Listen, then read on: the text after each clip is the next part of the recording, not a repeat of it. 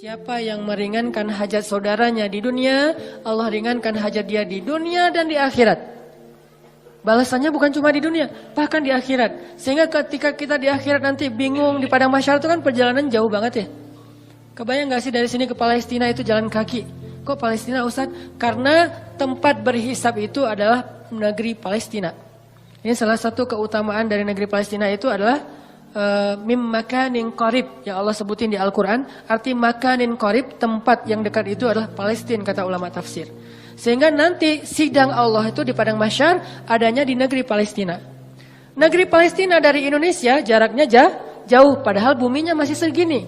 Sedangkan bumi mahsyar beribu-ribu kali lipat lebih besar daripada bumi ini. Berarti jaraknya ribuan kali lebih jauh daripada yang sekarang. Kita meninggal di Indonesia, dikuburin di Indonesia. Nanti ketika kita bangkit, kita harus jalan ke Palestina. Palestinanya udah berapa ribu kali lipat lebih jauh dari yang sekarang. Jalan kaki teman-teman. Gak ada petunjuk sama sekali. Arahnya sudah berganti, kiblat atau timur barat udah berubah. Gimana cara kita menemukan spot hisab? Susah banget kan? Kalau enggak karena Allah wa wajadaka dhallan fahada. Dulu di dunia kita sering nolongin orang, sering nunjukin arah ke orang lain, sering bantuin orang di jalan, sering bantu orang ketika kesusahan. Allah bantu nanti kita di akhirat. Sehingga tiba-tiba dikasih kendaraan, kita kayak kasih tumpangan buat teman, itu enggak ada yang kelewat sama catatan Allah. Kamu kan dulu pernah ngasih tumpangan ke teman kamu pulang taklim. Padahal kamu pulangnya ke Padalarang, dia ke Cilenyi, kamu anterin dia dulu. Akhirnya balik lagi ke tengah, gak sampai Padalarang, nginep di TSB. Gak kuat gitu ya. Tadinya nanyanya sih kayak serius gitu. Pulang kemana saya anterin? Oh boleh. Udah aja naik motor. Kemana Cilenyi. Ngomong dari tadi. Kan beda arah timur dan barat. Nah kamu pernah ngelakuin itu di dunia, nanti di akhirat tiba-tiba Allah yang ngasih kita tumpangan. Dan tumpangan dari Allah sebaik-baik tumpangan kendaraan cahaya. Sehingga dari Indonesia ke Palestina itu hanya sekejap mata saja. Itu diantara makna dari hisab yang ringan, hisab yang mudah, dipercepat perjalanannya. Sementara yang lain masih kebingungan. Ada yang jalan ke sana, ada yang jalan ke sana. Itu nggak ada yang arah loh, yang jelas arahnya. Jadi orang jalan itu acak aja tuh kemana-mana. Bisa ribuan tahun nggak sampai ke tempat hisab, belum dihisab itu. Untuk sampai ke sana aja ribuan tahun. Kok malaikat nggak ngasih tahu sih kalau kita salah jalan? Karena kita di dunia juga nggak pernah ngasih tahu orang kalau dia salah jalan, dibiarin aja. Malah ada yang sengaja nyesatin lagi tuh. Kalau mau jalan ke Dago lewat mana? Itu aja lewat ini nanti Gatot Subroto tembus aja ke Soekarno Hatta, udah gitu Buah Batu terus aja ke sana. Itu mah Banjaran ya. Nah ini artinya nanti pas kita naik malaikat mau ke tempat hisab. Oh tempat hisab, balik lagi aja ke belakang. Kamu udah kejauhan. Tapi malaikat gak gitu-gitu juga sih. Paling-paling malaikat cuek ninggalin kita gitu. Akhirnya kita terkatung-katung. Ini makna terkatung-katung. Istri kita bangkitnya bareng. Kenapa bangkitnya bareng? Karena kita pengen dikuburin satu liang lahat. Cinta sejati gitu kan. True love and endless love lah. Pas meninggal wasiat aku pengen dikuburin sama kamu. Udah aja dikuburin satu liang lahat. Pas bangkit, noleh juga enggak teman-teman. Yauma yafirrul mar'u min akhihi wa ummihi wa abihi wa sahibatihi wa banihi likulli imri'in minhum yawma idzin sya'nun yughni. Kita bangkit bersebelahan tapi enggak noleh. Kok bisa gitu Ustaz, enggak kenal? Kenal tapi enggak peduli. Kok enggak peduli? Saking takutnya kita tentang nasib diri sendiri. Sampai diibaratkan hari itu kata Allah di surat Al-Muzammil, hari ketika seorang wildana syiba, seorang anak kecil aja tiba-tiba beruban saking stresnya dia. Tapi nggak semua orang yang rambutnya beruban itu karena stres ya. Sebagiannya doang. Kalau anak kecil sampai tiba-tiba beruban berarti kan stres banget tuh hari ya. Kita nggak noleh ke pasangan kita. Terus kapan kita kenal dengan pasangan kita Ustaz? Nanti setelah edisi part ini udah lewat, nanti ada adegan kita udah mulai saling kenal, saling menyapa, bahkan saling menuntut, saling menjatuhkan, saling menolong. Itu ada adegannya nanti. Tapi di adegan pertama sama sekali nggak peduli. Suaminya tersesat, istrinya nggak akan nolong. Sehingga yang bisa nolong kita hari itu hanyalah apa yang hari ini kita lakuin teman-teman. Sehingga kalau kita nemuin ada sa'il itu bisa orang yang minta tolong, bisa orang yang nanya jalan, fala tanhar. Jangan jangan bikin dia kecewa, jangan sakitin hatinya. Kalaupun kita nggak bisa bantu dia, minimal jangan sampai kita manna wal adha, menyakiti dia dengan kata-kata kita. Jangan. Setidaknya kita kalau nggak bisa tolong pun ya sudah, ya nggak bisa nolong aja. Jangan udah nggak bisa nolong, nyakitin lagi tuh. Kita nggak bisa nolong teman-teman di Palestina. Ya udah jangan ngomong ngapain sih jauh-jauh. Udah nggak usah. Kalau pengen nolong yang dekat-dekat silahkan. Mau dua-duanya lebih bagus lagi. Mau yang sana juga nggak masalah. Yang penting jangan nyakitin. Jangan kita beranggapan bahwa yang di Palestina itu jauh nggak perlu ditolong. Yang di Suriah itu jauh nggak perlu ditolong. Padahal kondisi mereka itu luar biasa memprihatinkan. Bahkan dahsyat sekali keadaan mereka. Tapi kita udah nggak nolong, ngomong lagi. Jadi kalau mereka dengar kasihan. Perasaan mereka kayak gimana gitu, ya udah jangan. Termasuk orang di sekeliling kita, keluarga besar kita. Kadang-kadang ada kakak adik kita yang minta tolong, kita kayak sebel gitu sama dia. Giliran butuh aja lo minta tolong. Jangan, udah aja diem. Kalau kita nggak mau nolong atau nggak bisa nolong, diem aja. Kenapa? La tanhar. Jangan sakiti orang yang meminta pertolongan. Sehingga nanti al jaza min jinsil amal. Allah juga akan membalas kita dengan cara yang sama. Na'udzubillah min dzalik. Ternyata kalau kita pengen dapat satu kebaikan, maka tanamlah kebaikan yang sama di ketika kita bisa, nanti saat kita butuh Allah akan membalas kita dengan kebaikan yang sejenis. Saya pernah cerita dulu saya di Kota Baru Parahyangan, habis taklim malam-malam gerimis, saya pulang pakai mobil, ngelihat di jalan ada ibu-ibu sama anak gadisnya lagi jalan kaki. Kota Baru di Masjid Al Irsyad itu kan ke jalan raya jauh ya. Dan malam-malam gak ada damri, gak ada angkot, gak ada ojek. Beliau jalan kaki berdua, gerimis lagi tuh, pakai payung. Saya waktu itu tinggal di Cihanjuang, saya mau keluar dari masjid, ngelihat ada ibu-ibu sama putrinya lagi jalan. Saya samperin, Bu, butuh tumpangan?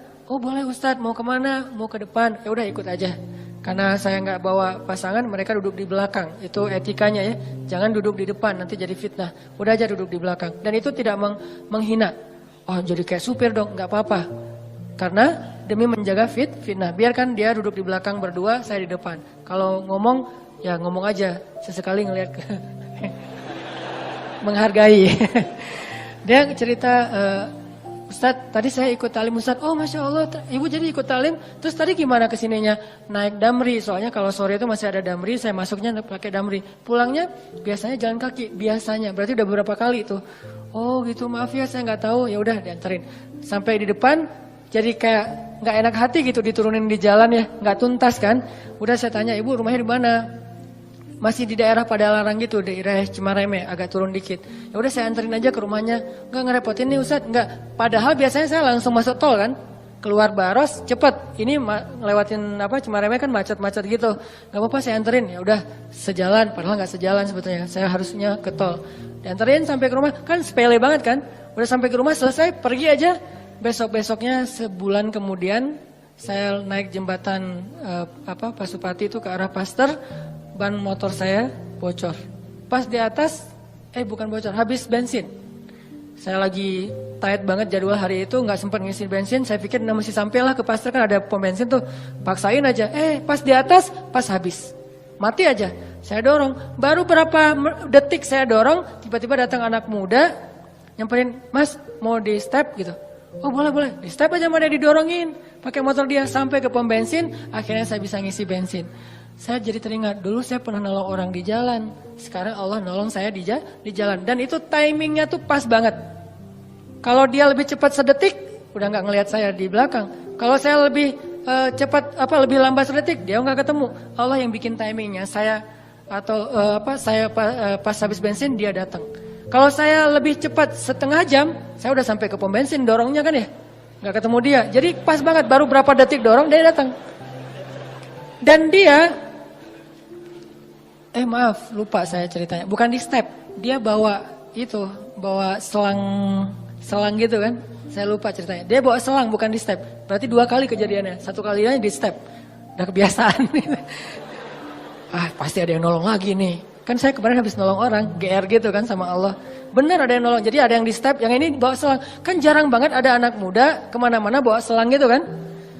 Pak, kenapa? Dia ngelihat ban nggak kempes. Habis bensin ya? Iya, di sini saya ini. Dia sedot, terus masukin hanya untuk bisa sampai ke pom bensin.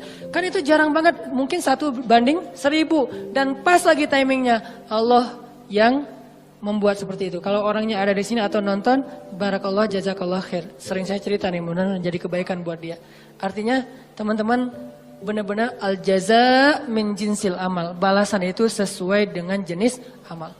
Kalau kita pengen dibalas, ya Allah mudahin dong cara saya untuk dapetin jodoh. Mudahin orang lain untuk dapetin jodoh. Caranya gimana? Jadi mak comblang mungkin. Atau nemenin dia curhat mungkin. Atau nemenin dia ngelamar mungkin. Kita yang jadi, Pak, dia tuh sahabat saya banget. Saya kenal banget dengan dia, Pak. Wah pokoknya aman lah, Pak. Dia orangnya bertanggung jawab. Kita promoin dia. Sehingga nanti Allah yang promoin kita di orang lain. Pokoknya mau apa, cari amal soleh yang sejenis dengan itu. Saya pengen jadi orang kaya, Ustadz. Ya udah. Tolong orang lain ketika lagi butuh modal atau apa, saya pengen nikah Ustaz. Ya udah bantu dulu temennya untuk mahar. Nanti Allah ganti mahar yang buat kita, atau kalau nggak mahar mungkin hantaran. Karena kadang-kadang kan hantaran itu apa? Seserahan ya. Seserahan itu kadang-kadang lebih gede daripada mahar kan. Mahar anak saya sih nggak banyak, Dek. Soalnya kan kata Nabi mahar jangan tinggi-tinggi. Berapa, Pak? Ya udah 1 gram aja. Oh, tapi seserahannya ya berapa? 1 M juga nggak apa-apa. Si bapak teh. Seserahannya yang gede, jadi kita bikin stres gitu kan. Nggak apa-apa, ambil aja. Jangan menyerah ketika ditawarin 1 M, 10 M, 100 M. Ambil, itu angka gede di kita, tapi kecil di Allah loh. Jangan pikir kita yang bakalan bayar, Allah yang bayarin. Dek, maharnya standar biar nggak beda sama kakaknya ya. Bukan bapak mau mempersulit adik, bapak tahu adik penghasilannya pas-pasan. Ini bapak menghina atau lagi apa sih? Tapi emang biar dia nggak jauh banget, nggak jomplang banget sama kakaknya. Kakaknya dulu sih 3 M, dia 2 M juga nggak apa-apa. Boleh Pak? Kamu sanggup? Insya Allah Pak. Kerja apa? Allah yang kasih kerja. Gitu, semangat. Siapa tahu nanti setelah kasih saya waktu 1 tahun Pak. 1 tahun? Ya oke 1 tahun. Bekerja semaksimal mungkin 1 tahun. Biarkan mereka ngelihat kesungguhan kita. Setelah 1 tahun, mungkin kita nggak dapat 1 atau 2 M. Tapi dapat kasihan dari dia. Ya, ini serius nih ternyata. Ya udah deh, adik dapat berapa? Dapat Pak 2 apa? 20 juta gitu. Ya udah nggak apa-apa, dicicil ya tapi ya. Karena kamu udah berusaha, ya udah jadi deh. Karena dia ngelihat kita kayak tanggung jawab, serius, pantang menyerah. Itu kan akhirnya gol. Kan yang penting gol. Soal gimana caranya Allah lebih tahu. Pokoknya kalau dikasih tantangan, ambil. Setelah itu gimana Ustaz? Serahin ke langit. Allah mudahkan semuanya. Kalau di tangan kita pasti susah. Logika kita pasti nggak nyambung. Tapi di sisi Allah, ala kulli syai'in qadir. Allah Maha Kuasa atas segala sesuatu.